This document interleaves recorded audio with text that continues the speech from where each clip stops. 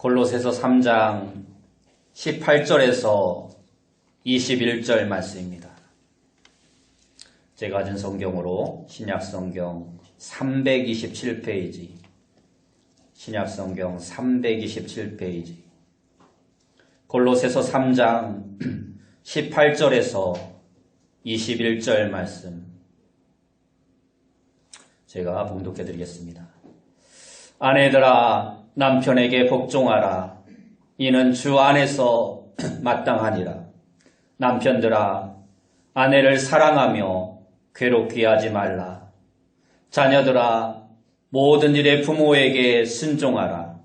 이는 주 안에서 기쁘게 하는 것이니라. 아비들아 너희 자녀를 노엽게 하지 말지니 낙심할까 함이라. 아멘. 우리 옆에 분들과 인사합시다. 만나서 반갑습니다. 다시 한번 인사합시다. 오늘도 큰 은혜 받읍시다. 오늘 우리가 읽은 말씀을 중심으로 해서 다시 세워지는 가정, 다시 세워지는 가정이라는 제목으로 이 시간 함께 은혜의 말씀을 나누길 원합니다. 오늘 말씀에서 우리는 완전했던 가정과 또한 타락한 가정과 다시 세워진 가정에 대해서 구별해서 살펴볼 것입니다. 이 말씀은 오늘날 무너져가고 있는 우리 가정들을 다시 복되게 세우기 위해서 반드시 알아야 할 중요한 말씀입니다. 오늘 이 말씀을 통해서 여러분들의 가정이 축복의 말씀으로 더욱더 행복해지고 세속과 악으로부터 굳건히 지켜지는 복된 가정이 다 되시길 바랍니다. 사람이 왜 가정을 이루며 살아갈까요? 가장 근본적인 대답은 하나님께서 그렇게 하셨기 때문입니다. 이 말은 하나님은 우리 인간의 가정에 관심이 아주 많으시다라는 것입니다. 왜냐하면 하나님은 가정과 가족을 천국의 모형으로 삼으시고 우리에게 천국을 가르치시려 하신 것입니다. 부부관계는 신랑이신 예수님과 신부인 교회의 관계라고 에베소서에서는 말씀하고 있습니다. 그러므로 부모와 자식은 창조주이신 하나님과 성도와의 관계인 것입니다. 천국과 가정이 따로 떨어져 있는 것이 아닙니다. 하나님은 가정에서도 천국을 심으시려고 가정이란 소중한 제도를 만드신 것입니다. 그래서 우리의 가정은 천국처럼 행복해야 하는 것입니다. 하나님께서 만드신 최초의 가정은 그렇게 행복했고 그렇게 완전했습니다. 아담과 하와의 가정은 에덴 동산에서 영적으로나 육적으로나 부족한 것이 전혀 없었습니다. 하나님과의 관계도 좋았고 위험도 갈등도 고통도 아무것도 없었습니다. 또한 부부의 사랑도 깊고 완전했습니다. 하와를 향한 아담의 첫 고백이 그들의 관계가 어떠했는지를 잘 말해줍니다. 아담은 하와를 보고 이는 내 뼈 중에 뼈요 살 중에 살이로다 하고 고백하였습니다. 이 말은 아내가 타인이 아니라 바로 나 자신과 같다라는 말입니다. 아내를 자기 자신처럼 사랑하기에 완벽한 사랑이었던 것입니다. 오늘 우리의 가정이 이렇게 된다면 천국의 가정을 이루어갈 수 있는 것입니다. 그런데 오늘날 우리가 살아가고 있는 세상엔 이러한 가정이 없습니다. 그 이유는 죄가 들어와 제일 먼저 가정을 파괴시켰기 때문입니다. 죄로 인하여 부부관계의 신뢰와 사랑은 깨어졌고 낙원은 잃어버렸고 하나님과의 관계는 배신으로 말미암아 단절되었습니다. 이것이 곧 오늘날 우리가 살고 있는 세상 가정의 모습이 된 것입니다. 그러나 하나님은 가정을 끝까지 붙드시려고 이렇게 깨어진 가정에도 특별한 조치를 해놓으셨습니다. 그런데 놀랍게도 하나님은 그 조치를 범죄한 아담과 하와에게 부여한 형벌 안에다 감추어 놓으셨습니다. 창세기 3장은 우리에게 많은 영적 의미들을 계시하고 있는데 가정에 대한 의미가 많이 들어있습니다. 얼핏 보면 이 형벌 때문에 가정에 큰 고통이 온 것 같지만 그것은 전혀 사실이 아닙니다. 어차피 인간에겐 죄를 지음으로 갖게 되는 죄성 때문에 걷잡을 수 없는 고통이 덮쳐오게 되었습니다. 아담과 하와에게 주신 징벌은 오히려 이렇게 파괴될 가정에 주신 하나님의 최선의 안전장치와 같은 것이었습니다. 생각해 보십시오. 이미 영적 죽음과 육적 죽음을 선고받은 상황에서 형벌을 더 내리는 것이 무슨 의미가 있겠습니까? 사형 선고는 이미 최고형이기 때문에 다른 형이 거기에 추가되는 것은 아무 의미가 없는 것입니다. 하나님이 주신 벌이 유독 남편과 아내의 관계, 가정에 대한 항목이라는 것에서 벌을 내리신 이유를 우리는 생각해 볼 수 있는 것입니다. 하나님이 가정을 완전히 망가뜨리기 위해서 그런 것이 아닙니다.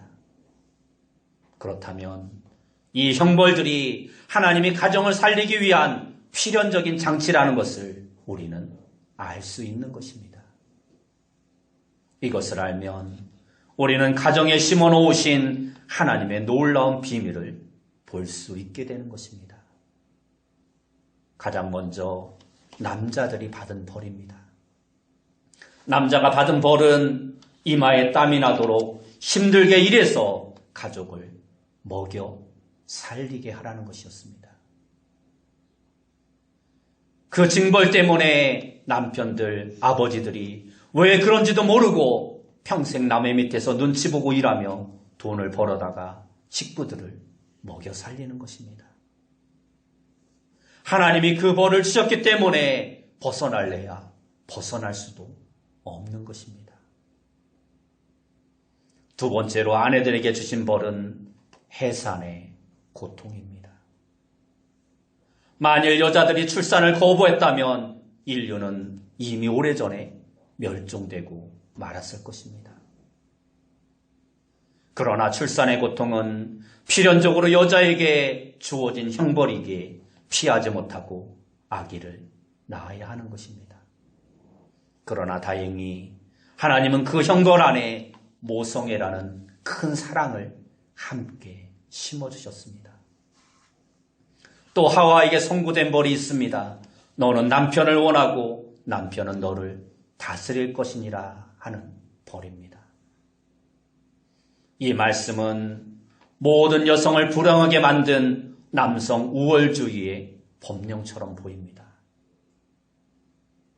그런데 우리는 이 형벌이 아담과 논의 없이 독단적으로 선악과를 따먹은 하와에게 주신 형벌이라는 점에 유념해야 합니다. 즉, 선악과를 따먹은 하와는 아담의 돕는 배필 조력자로서의 한 몸이 되어야 할 하와와 독단적으로 행동했다는 것입니다. 그 엄청난 반역을 하와가 아담을 무시하고 혼자 독단적으로 한 것입니다. 그리고 그 죄를 아담에게도 전파한 것입니다. 이제 그 범죄가 인간의 본성을 바꿔놓았으니 앞으로 누가 이 하와들을 저지할 수 있겠습니까? 아내들은 지금도 남편의 조언 따위는 필요치 않다고 말을 합니다. 그리고 실제 여자들의 판단과 결정이 남자보다 더 옳은 경우도 많이 있습니다. 그러나 하나님이 아내들에게 남편을 원하고 그에게 예속되어 살게 하지 않으셨다면 과거 우리 어머니들은 이미 다 보따리 싸서 집을 나가버리고 말았을 것입니다. 그러면 오늘 우리는 어떻게 되었겠습니까? 이처럼 하나님은 범죄한 인간 사회 가정의 최소한의 안전지대가 되도록 은혜를 베푸신 것입니다. 오늘날 인간의 음란한 죄성에도 불구하고 가정이 온전히 존속되고 인간의 이기적인 본성에도 불구하고 가족을 위한 희생으로 가정이 존속되는 것은 그나마 하나님께서 이러한 장치들로 우리의 가정을 보호하시기 때문입니다. 사람이 하나님께서 우리의 양심에 새겨주신 이 시스템만 잘 유지해도 최소한의 가정의 기능을 할 수 있게 되는 것입니다. 그러나 그것마저도 거부하기에 오늘날 수많은 가정들이 깨어지고 어려움을 당하는 것입니다. 그러나 이 같은 옛 명령 안에서는 남편도 아내도 온전한 행복을 얻을 수 없는 것입니다. 남편에게 종속된 아내들의 삶은 결코 온전한 행복이 아닙니다. 그것은 마치 조선시대의 가부장적인 남편에게 의지해서 살아가는 아낙네의 삶과 같은 것입니다. 의무적으로 가족을 돌보는 남편, 어쩔 수 없이 남편에게 순종하는 아내들에게 무슨 행복이 있겠습니까? 얼굴에 기름기가 다 빠진 얼굴로 가족의 생계를 위해 무표정으로 일하는 가장들을 생각해 보시기 바랍니다. 창세기의 계명은 그나마 최소한의 가정 유지를 위한 것이지 완전한 가정의 행복을 보장하고 있지는 못하다라는 것입니다. 사람들의 가정은 이 테두리 안에서 잠시의 즐거움을 누리다가 때로는 호된 폭풍도 만나고 때로는 사랑했다, 때로는 미워했다 하며 두서없이 살아가는 것입니다.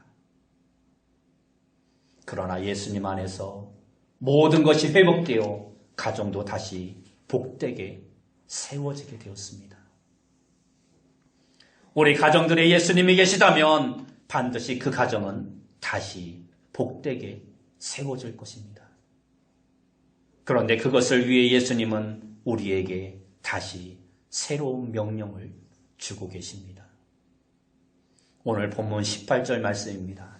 아내들아 남편에게 복종하라. 이 말씀은 얼핏 보면 창세기의 명령과 전혀 다를 바가 없어 보입니다. 그러나 그 뒤에 이어 나오는 말씀에 우리는 주의해야 합니다.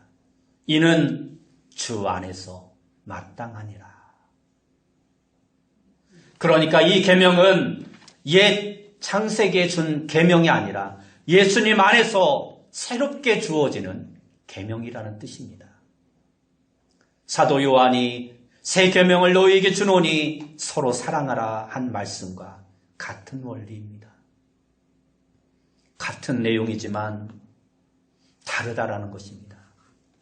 예수님과의 관계가 부부관계의 기초가 되니 내용이 완전히 달라지는 것입니다. 당연히 부부간에는 다스리고 속박되는 관계가 아니라 사랑의 관계로 바뀌어지게 된 것입니다. 그런데 왜 여전히 남편에게 복종하라고 말씀하고 있을까요?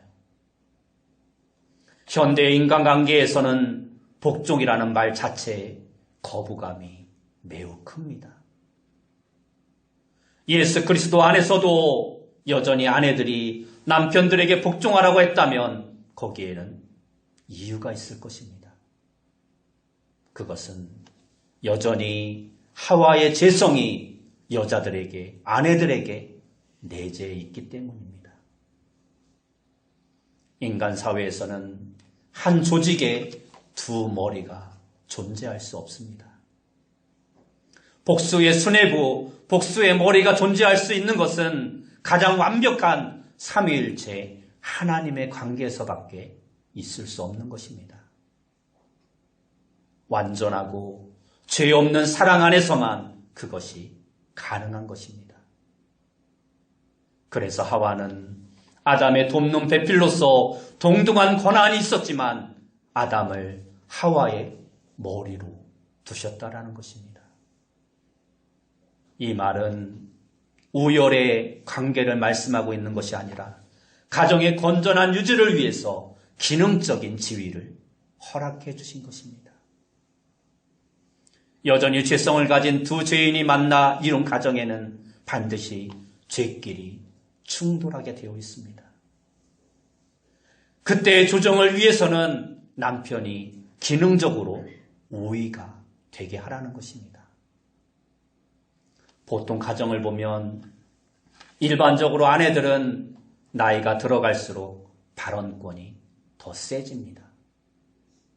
반대로 경제력과 힘을 잃어가는 남편들은 점차 주눅들어 살아갑니다.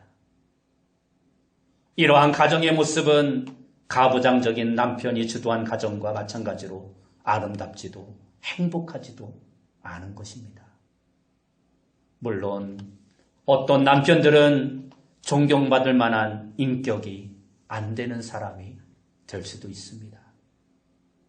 이렇게 존경받을 만한 인물이 안 되는 사람에게 복종한다는 것은 정말 힘든 일입니다. 그러나 그렇다 할지라도 그리스도인들은 가정의 화목을 위해서 인격에 복종하지 못한다면 하나님이 세우신 그 역할에라도 복종해야 한다라는 것입니다. 사실 알고 보면 복종하고 싶을 만한 인격을 가진 사람이 누가 있겠습니까? 다른 사람의 인격도 문제지만 인간 자체가 남에게 복종하기를 싫어합니다. 아내들이 복종하고 싶지 않은 남편이라도 나보다 나은 점이 얼마든지 많이 있습니다.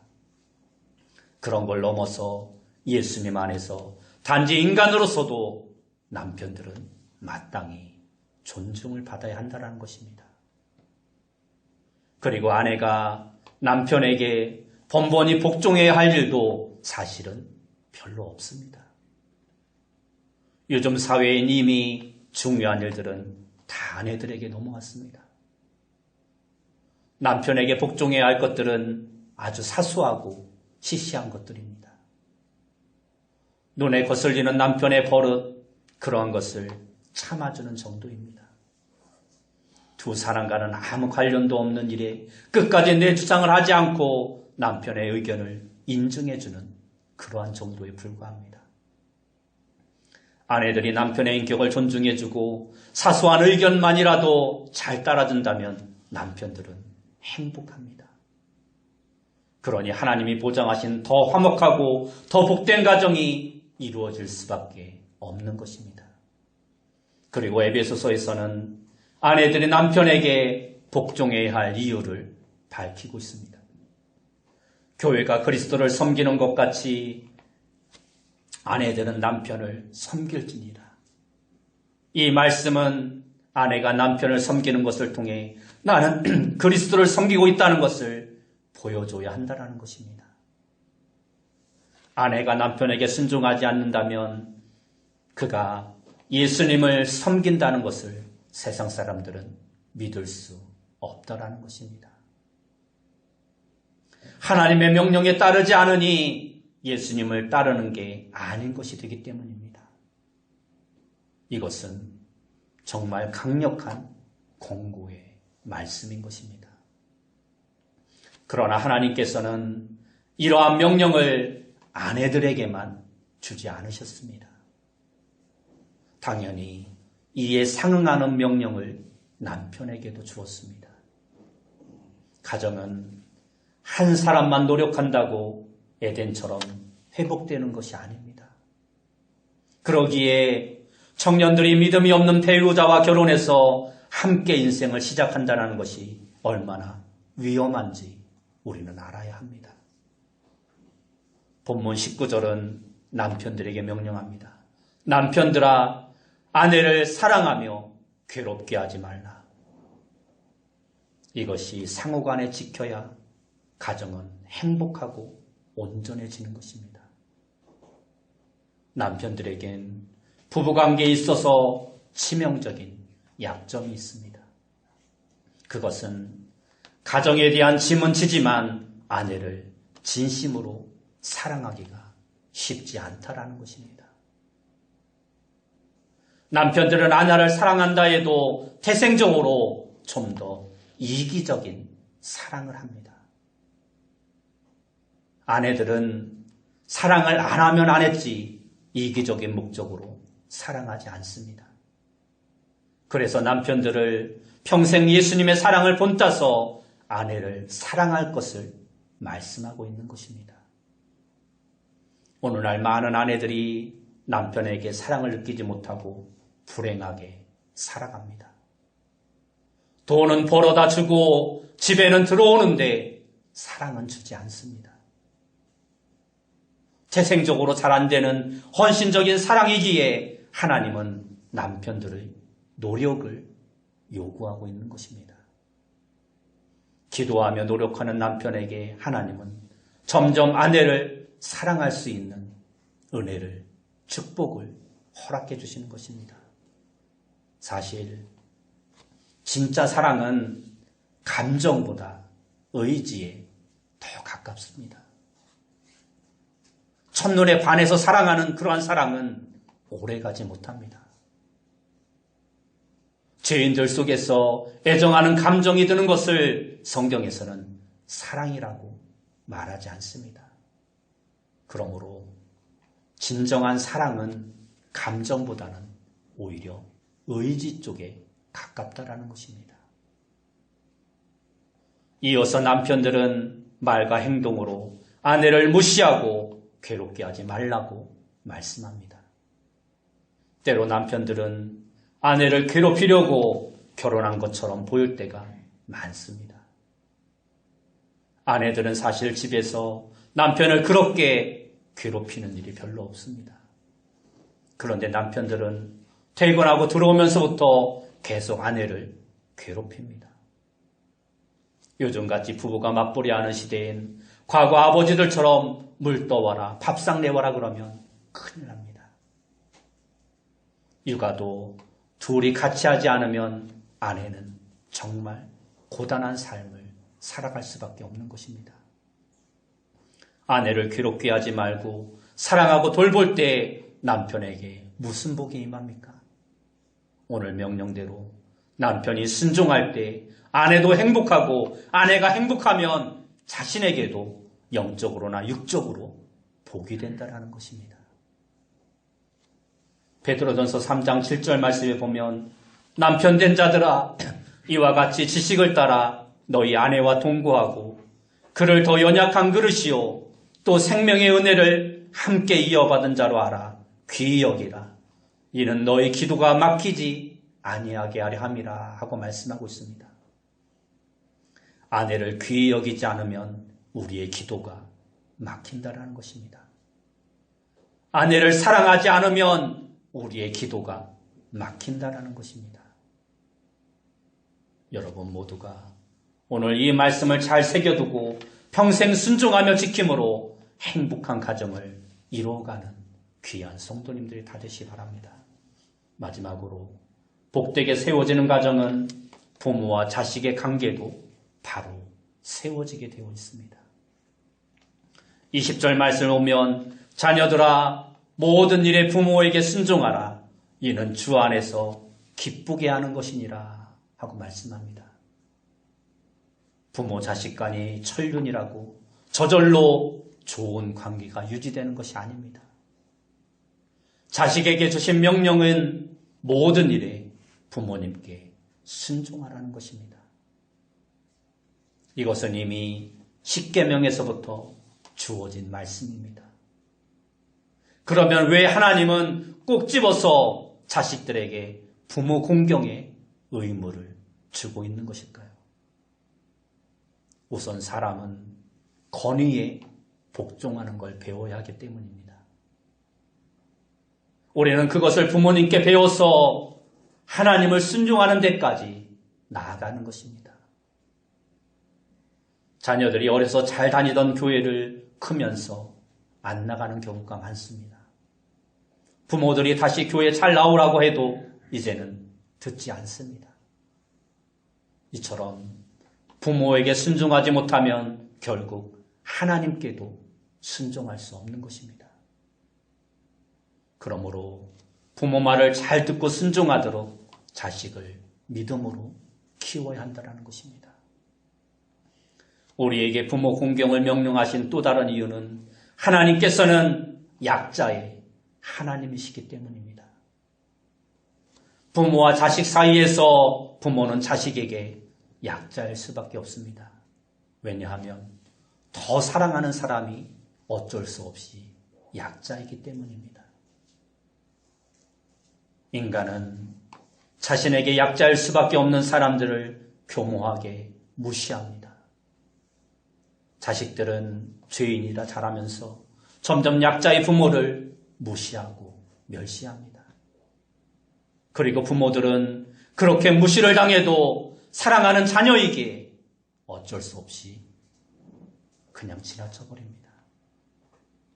그래서 하나님은 평생 부모 마음에 피멍이 맺히지 않게 자식들에게 부모에게 순종하고 부모를 공경할 것을 명령하고 있는 것입니다. 부모들의 노후는 생각보다 깁니다. 오늘날 힘든 시대를 살아온 부모들은 충분한 노후 준비를 해놓지 못할 경우가 많습니다. 또한 재정적으로 노후 준비를 다 해놨다고 해서 자식의 관심이 필요치 않는 부모는 아무도 없습니다. 때로는 부모들이 나보다 어리석고 내 뒷뼈가 되어줄 만한 능력이 없어도 남들 앞에 내세울 만한 것이 없을 수도 있습니다. 그러나 나를 존재하게 하신 분은 육신의 부모임에 틀림없는 것입니다. 그 부모는 내가 태어났을 때 제일 먼저 나를 감격으로 품에 안았습니다. 그리고 항상 마음으로 안고 계시고 죽을 때까지도 나를 마음에서 놓지 못하고 나로 인해 울고 웃는 분이 바로 우리의 부모입니다. 그리고 부모들에겐 어떠한 명령을 주셨습니까? 오늘 본문 21절 말씀입니다.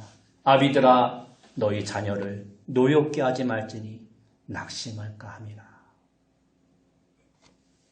부모가 자식을 위해 지켜야 할 일들이 얼마나 많이 있겠습니까? 그런데 오늘 성경은 오직 한마디 너희 자녀를 노엽게 하지 말라는 말씀을 주셨습니다.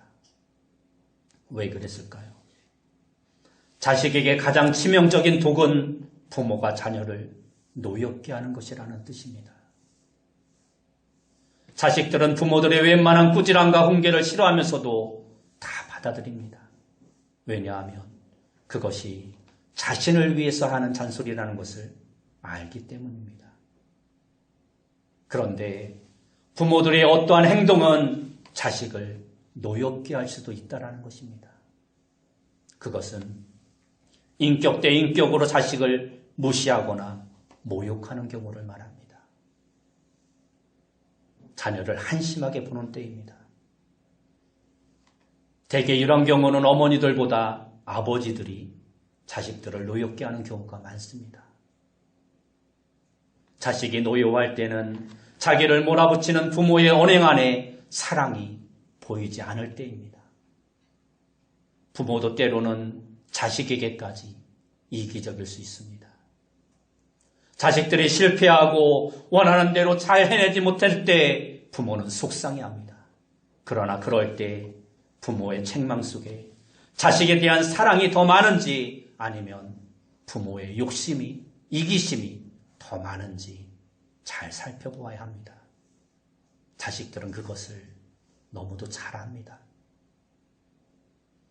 이러한 것을 부모에게 반복적으로 당하다 보면 자식들의 마음은 분노하고 낙심하다 결국은 무능하게 되어지는 것입니다. 우리 믿음의 부모들은 항상 자식들이 우리의 말에 상처받고 노여워하고 점점 자신감을 잃고 낙담하지 않도록 기도하면서 믿음으로 우리의 자녀를 잘 키우는 자가 되어야 합니다. 이 냉혹한 세상에서 무조건적으로 나를 사랑하고 내 편이 되어줄 사람, 적어도 그러한 부모가 있어야 자녀들은 어깨에 힘을 주고 살아갈 수 있는 것입니다. 행복한 가정은 가족 모두에게 가장 크고 위대한 선물입니다. 단란하게 서로를 위하고 사랑하며 노년을 맞는 부부만큼 인생에 큰 상은 없습니다. 손발의 힘이 다 빠지고 과거의 기억도 점점 잃어가는 부모들 곁을 든든히 지키는 자녀들이 있다면 그 인생은 성공한 인생인 것입니다. 이러한 복된 가정은 예수님 안에서 다시 세워질 수 있습니다. 그러나 그것은 저절로 되는 것이 아닙니다. 오늘 말씀대로 가족 간에 서로 순종하고 서로 사랑함으로 아름다운 가정들이 다시 세워질 수 있는 것입니다. 그러나 오늘날 이처럼 모든 가정들이 다 복되다면 좋겠지만 우리 인간은 연약하고 죄 가운데 살아감으로 때로 불완전하고 때로 아픔과 고통을 당하는 일도 많이 있을 수 있습니다. 가정에 고난과 고통이 있다면 그것을 통해 더욱 기도하며 강인하게 천국의 가정을 소망하는 믿음으로 이겨낼 수 있는 그러한 가정이 되어야 합니다. 그리고 이 땅의 가정도 우리의 최종 목적은 아니라는 것을 우리는 알아야 합니다. 가장 완벽하고 가장 복된 가족과 함께 기쁨과 만족을 천국에서 영원히 누릴 것을 소망하며 우리는 기도로 이겨내야 합니다. 5월 가정의 달을 맞아 우리에게 주신 오늘 말씀을 잘 순종해서 여러분 모두의 가정이 예수님 안에서 다시 복되게 세워지는 아름다운 그러한 가정이 되어지길 예수님의 이름으로 축원합니다. 기도하겠습니다. 사랑하는 주님, 우리 모두의 가정이 예수 그리스도 안에서 다시 복되게 새롭게 세워져가는 가정이 되어질 수 있도록 인도하여 주옵소서. 어떠한 문제를 가지고 있든지 믿음으로 이겨내게 하시고 서로 사랑하며 서로 용서하며 서로 이해하며 행복한 가정을 이루어가게 힘쓸 수 있는 귀한 성도님들 다 되어줄 수 있도록 인도하여 주옵소서. 예수님의 이름으로 기도드리옵나이다. 아멘.